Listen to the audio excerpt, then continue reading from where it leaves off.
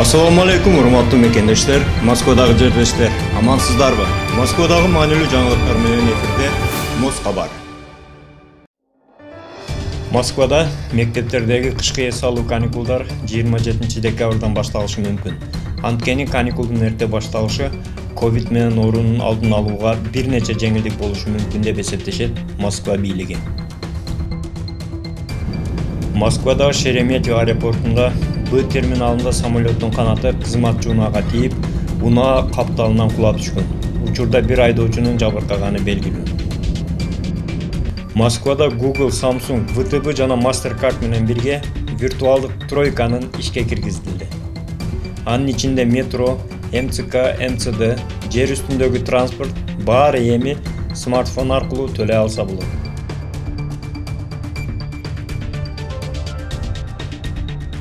Россиянын Аэрофлот компаниясы дагы бир жолу дүйнөдөгү эң мыкты авиациялык бренд болгон World Travel Awards сыйлыгынын финалында жеңишке жетти. Москвада 4 жигит чиркөөнүн садака кутусунан акча уурдап кетишкен. Кудайым өзү кечирсин деп, алар күнүнө бир нече чиркөөнү кыдырып, 100 000 рубльдан ашык акчаны уурдоого үлгүрүшкөн. Алар учурда кармалып сурак беришүүдө.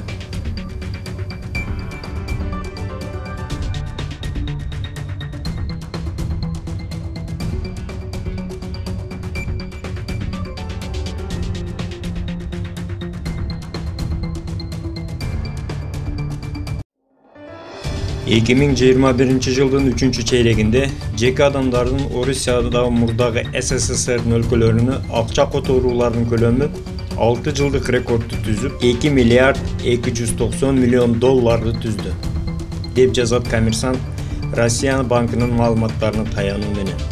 Башкача айтканда, Россиядагы мигранттар июль айынан сентябрга чейин 2 миллиард 290 миллион долларды өзүнүн мекенине которушкан.